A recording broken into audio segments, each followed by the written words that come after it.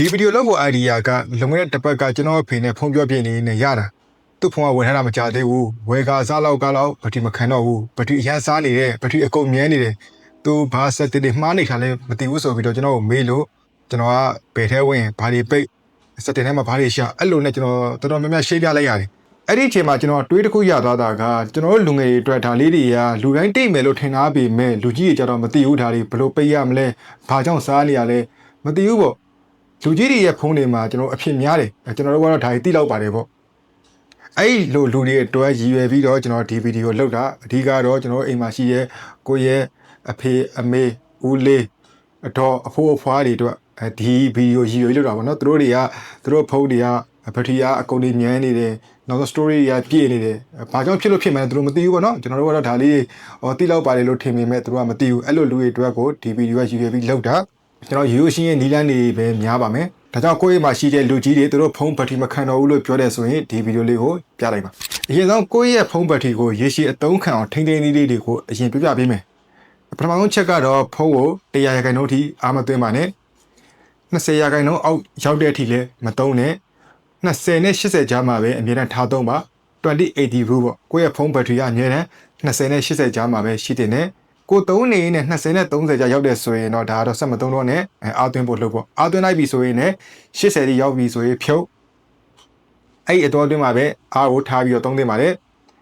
ဘာလို့လဲဆိုတော့ကျွန်တော်ဖုန်းဘက်ထရီတွေကအရင်ပြည့်ကျက်နေတာဆိုသူတို့ကမကြိုက်ပါဘူးဒီအလဲလက်လောက်ပဲကြိုက်တယ်ပေါ့ကျွန်တော်တို့ဒီအစားလို့ပေါ့ကျွန်တော်အစားဆိုတော့ပြည့်အိမ်ပြီးစားဆိုလူကနေလို့ထိုင်လို့မကောင်းဘူးမနော်အဲ့အကြောင်းမလို့ကျွန်တော်အစားတောက်မှဆိုလဲအဲ့လိုပြည့်အိမ်ပြီးတော့မစားနေပေါ့အဲ့သဘောတရားကိုပဲလူကြီးကိုသွားပြီးတော့အဲ့အကြောင်းပြောလို့ဖြစ်ထားပါ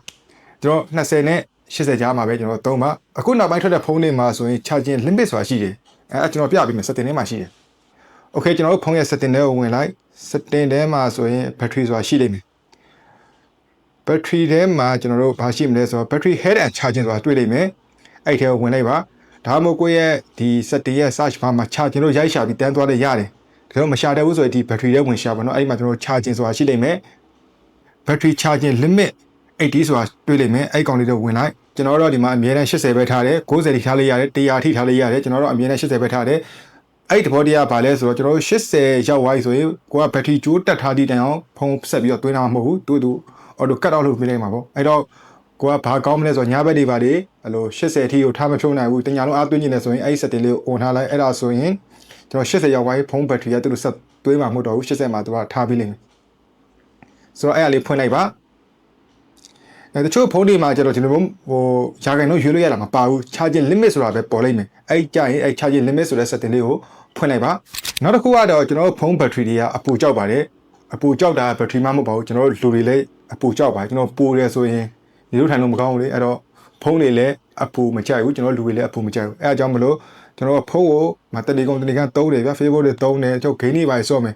ရမ်းပူနေပြီပူတဲ့အချိန်မှာကျွန်တော်ချက်ချင်းဖုန်းကိုအားတမ်းမသွင်းနဲ့ကျွန်တော်ခဏလေးစောင့်လိုက်ပါနော်အဲ့အေးွားပြီဆိုတော့မှဖုန်းကိုအားသွင်းပါပြီးတော့အားသွင်းတယ်ဆိုရင်လည်းပူတဲ့နေရာတွေမှာမသွင်းနဲ့ပေါ့နော်ကိုအားသွင်းမဲ့နေရာမှာအဲ့လိုအပူတွေပါတွေရှိတယ်ဆိုရင်အဲ့နေရာတွေမှာမသွင်းနဲ့တချို့သူအိတ်ခမ်းထဲမှာသွင်းနေတယ်ဗျအိတ်ခမ်းအလုံးပိတ်ဒါမှမဟုတ်နေတွေပါထိုးနေတယ်ကိုရဲ့မှုရပေါ်တွေအဲ့လိုမျိုးပေါ်တွေမှာဖုန်းအားမသွင်းနဲ့ကျွန်တော်တို့ဒီနည်းနည်းအေးတဲ့နေရာမှာရှာပြီးသွင်းပေါ့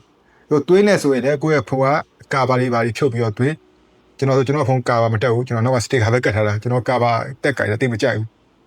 ပူလို့ဗျအဲ့တော့ဖုန်းကိုကာဘာတွေပါကိုတက်ထားရဲဆိုရင်ကာဘာဖြုတ်ပြီးတော့သွင်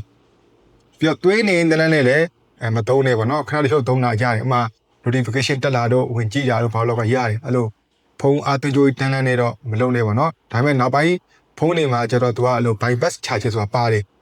အဲ့ဒါကြီးကျတော့ကျွန်တော်တို့အားသွင်းကြိုးထိုးပြီးတော့တန်းပြီးတော့သုံးလို့ရတယ်ဒါပေမဲ့ကျွန်တော်တို့ဒီလူကြီးရဲ့အတွက်ကိုရည်ရွယ်ကြီးထွက်တာဖြစ်တဲ့အတွက်တချို့သူတို့ဖုန်းတွေမှာတော့ဒါတော့ပါခြင်းမပါမှာပေါ့ flash တွေမှာမှပါတာဆိုတော့အဲ့တော့အားသွင်းပြီးတော့မသုံးနဲ့ပေါ့နော်ခဏလေးတီးခံပေါ့ Facebook တွေပါသတင်းတွေပါဖတ်ကျင်တယ်ဆိုတော့ခဏလေးတီးခံကျွန်တော်ပြောရတဲ့ဒါပေမဲ့80ရောက်မှကျွန်တော်ဖြုတ်ပြီးတော့ AC ပြန်သုံးနောက်ပြီးတော့ကိုက power bank နဲ့ပဲအားသွင်းရတဲ့အချိန်လေးဆိုရင်တော့ brand ရှိတဲ့ power bank ကောင်းကောင်းလေးတစ်လုံးရှာဝယ်ပြီးသုံးပါတော့အဲ့လိုတွေ့ကြရMBR များတဲ့ဟာတွေရှောက်ပြီးတော့ဝယ်သုံးလာတဲ့ဆိုင်ရင်ဒီ MBR နဲ့ပဲစေဒီ brand ရှိတဲ့ဒီ power bank လေးကိုရွေးပြီးတော့ရှာဝယ်သုံးပါနော်နောက်တစ်ခုကကြတော့လေဒီတက်နိုင်တဲ့မြောက် original charger နဲ့ cable ပဲသုံးတကယ်လို့ကိုယ့်ရဲ့ original charger တွေ cable တွေကပြတ်သွားတယ်ဆိုရင် ဒါကိုကွာပြောင်းရဖို့လဲ original charger တွေ cable တွေကဈေးကြီးရဆိုရင်တော့ power bank လိုပဲ brand ကောင်းတဲ့အထည်ရွှေဝယ်ပြီးတော့ဝယ်သုံးပေါ့ဒီတော့ဆိုရင် battery ကိုထိန်းသိမ်းလေးတွေတည်ပြီဆိုတော့ဘာကြောင့်ကိုယ့်ရဲ့ဖုန်း battery ကအကုန်မြန်နေရတာလဲ battery အကုန်မမြန်အောင်ဘယ်လိုသုံးရမလဲဘာ setting တွေချင်းရမလဲဆိုတာကိုကျွန်တော်ဆက်ပြီးတော့ပြပြပေးမယ်အရင်ဆုံးကိုယ့်ရဲ့ဖုန်းမှာတင်ထားတဲ့ widget တွေဖြစ်ပါ widget တွေဆိုတာကကျွန်တော်ဒီမှာပြမယ်ဗျာခါလေး widget တွေဆိုတာဒီလိုမျိုးပါဗျာနာရီတို့ပြက်ကတိန်တို့ weather app တို့ကျွန်တော်အဲ့အားလေးကိုဘယ်လိုလုပ်ရမလဲကျွန်တော်ဖုန်း screen ကိုဖိလိုက်အောက်မှာ widget တွေရှိတယ်သူတို့ကဒီကနေထည့်ပြီးတော့အများကြီးတင်ထားကြတာဗျာ screen ထဲမှာဒီမှာဆိုလည်းအများကြီးပဲအဲ့ဒါတွေကိုကျွန်တော်တို့မသုံးနဲ့ပါเนาะဘာလို့လဲဆိုတော့ဥပမာဗျာကျွန်တော်တို့ weather တွေကိုဒီ widget အနေနဲ့ထားမယ်သတင်းတွေကို widget အနေနဲ့ထားမယ်တခြားအဲ့လို widget တွေရှောက်သုံးပြီးတော့ထားတယ်ဆိုရင်အဲ့ကောင်တွေနောက်ွယ်မှာကျွန်တော် run နေတာဘာဒီဆိုးမလဲဆိုအဲ့ကောင်တွေ24နာရီလုံး run နေတာဖြစ်တဲ့အတွက်ကိုယ့်ရဲ့ဖုန်း battery လက်စားသလိုတချို့ဟာဆို internet connection မှာလိုရလေ internet ကနေသတင်းတွေပါဆိုရင်အများနဲ့ update လုပ်နေတော့ကိုယ့်ရဲ့ဖုန်း data ပါပို့ပြီးတော့ကုန်တယ်အဲအကြောင်းမလို့ကျွန်တော်တို့ကဒီ widget တွေကိုတက်နိုင်တယ်များမသုံးနဲ့ဒီတစ်ခုလောက်ထားရင်ရပြီဗျာကျွန်တော်တို့မှတစ်ခုပဲထားမယ်နာရီပါတယ်အောက်ကပြက်ကလေးပါတယ်မိုးလေဝသဝက်သားပါတယ်ပေါ့ဒီလိုတစ်ခုအဲ့လိုတစ်ခုထားဆိုရတယ်ကိုကမကြိုက်ဘူးဆိုရင်အဲ့လိုဖိထားပြီးတော့ကျွန်တော် remote နဲ့ဖြတ်ပလိုက်ပါနော်ကိုယ့်ရဲ့ widget တွေကိုပြီးတော့ wallpaper ဆိုရင်လည်းကျွန်တော်တို့အနှက်ရောင်များတာပဲသုံးပါနော်အဲ့လို flan တွေဖြစ်တဲ့အဲ့လို light wallpaper တို့ဘာလို့အဲ့ဒါရှောက်မှထားအဲ့ဒါတွေက battery တအားကုန်တယ် battery လည်းတအားကျိတ်တယ်ဒီ light wallpaper တွေမထားနေပါကျွန်တော်ဆိုတဲ့ဒီမှာရှင်းရှင်းလင်းလင်းပဲအနှက်ရောင်များတာပဲသုံးတယ်လုံးဝ black ကြီးထားရဲဆိုပိုကောင်းတာပေါ့နော်နောက်တစ်ခုအနေနဲ့ကကျတော့ကျွန်တော်တို့ Bluetooth တွေကျွန်တော် GPS တွေအကုန်ပိတ်ထားပါတော့ဒါတွေကလည်းတောင်းတယ်မှာသိတယ်ဆိုရင်မသိပဲချို့လူကြီးရဖွင့်ထားလေးရှိတယ်သူတို့ဖုန်းတွေသွားကြည့်တယ်ဆိုရင် Bluetooth ကြီး on ထားတာတို့ဟို GPS location ကြီး on ထားတာတို့အဲ့ဒါတွေကျွန်တော်တွေ့တာများတယ်အဲ့ဒါတွေဆိုရင်ပိတ်ထားပါတော့ဒီ GPS တွေဒီကားငှားတာတွေຢာတွေကကျွန်တော်လူကြီးရသိမလို့ကြောက်ဘူးလေလူငယ်တွေပဲငှားပြီးတာဆိုတော့ကိုယ်တိုင်သုံးတယ်ဆိုရင်လည်းဒါတွေကို Grab ငှားဖို့ဖူပနာမှာစားဖို့အဲ့ဒီချိန်ညမှာပဲဖွင့်ပါတော့ဒီကောင်လေးတွေကိုပြောတယ်ဒီမှာဆိုရင်ကျွန်တော်တို့ဘာရှိမှာ Bluetooth ရှိမယ်ကျွန်တော်အခု location on ထားကျွန်တော်ခုနကပစ္စည်းပို့တာဆိုတော့ပြန်ပိတ်ဖို့မေ့နေအဲ့လိုမျိုးဟာကြီးဆိုကျွန်တော်ပိတ်ထားလိုက်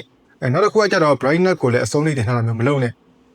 ကျွန်တော်တို့ဒီ90နဲ့60ကြာဒီတစ်ဝက်လောက်ပဲဒီလောက်ပဲထားရင်အကောင်းဆုံးပဲအလွန်ဆုံး80 90ပေါ့ကိုကအရင်ကြီးလင်းမှကြည့်လို့ကောင်းတယ်ဆိုရင်ဒီလောက်ထားအလုံးဝဒီလောက်အပြည့်ထိဘယ်တော့မှမထားနဲ့ဘက်ထရီလည်းပိုကုန်လို့ဖုန်းရဲ့ဒီ screen နဲ့ထိခိုက်တယ်ပေါ့အများဆုံးဒီလောက်ပဲကျွန်တော်ဒီလောက်တော့တော်တော်မြင်ရပါပြီအင်တို့အခန်းမှာသုံးမယ်ဆိုရင်တော့ဒီ90နဲ့60ကြာအလုံးစုံမထားသုံးပါเนาะဆိုတော့ဒါလေးတွေပြင်လိုက်ရင်ဆိုတော့မှဘက်ထရီကအရင်အားထက်ပိုပြီးတော့ခဏတာကိုတွေ့လိမ့်မယ်ဆိုတော့ကျွန်တော်နောက်တစ်ဆင့်ဆက်သွားမယ်အဲ့တော့ကျွန်တော်ရဲ့ဖုန်း setting တွေကိုဝင်လိုက်ကျွန်တော်ဖုန်း setting ထဲမှာကျွန်တော် display ဆိုတာရှိတယ်အဲ့ထဲကိုဝင်လိုက်ပါ display ထဲမှာဘာရှိမလဲဆိုတော့ကျွန်တော်တို့ screen resolution ရှိမယ်အရင်ဆုံး screen refresh rate ကိုပြောမယ်အဲ့ screen refresh rate တွေဝင်လိုက်မယ်ဆိုရင်ကျွန်တော်ဆိုအခုမှ3မျိုးရှိရပါတော့smart ရယ် standard high high ကတော့သူကအမြင့်ဆုံးနဲ့ RAM မှာအဲ့ဒီမှာလည်းသူကရေးထားတယ်more battery ပိုကုန်ပဲပေါ့ကိုကချွေတာခြင်းနဲ့ဆိုရင် standard ပဲထားဒါပေမဲ့ကိုက auto ပေါ့နော်တူဒီအမြင့်နဲ့အနှိမ့်နဲ့ကိုအမြဲတမ်းပြောင်းစေခြင်းနဲ့ဆိုရင် smart ပေါ့အဲ့တချို့ဖုန်းတွေမှာဆိုရင်ဒီနေ့မှာ auto လို့ပေါ်လိမ့်မယ် auto လို့ပေါ်တယ်ဆိုရင် auto ထားမဟုတ်ဘူးကိုယ့်ရဲ့ဖုန်းမှာကဒီ standard နဲ့ high နှစ်မျိုးပဲပေါ်တယ်ဆိုရင် standard မှာထားတချို့ဖုန်းတွေကြတော့လဲ standard high ကောမပေါ်ဘူး60နဲ့90အဲ့လိုပေါ်တတ်တယ်ဆိုရင်60မှာထားအနည်းဆုံးမှာထားပါတော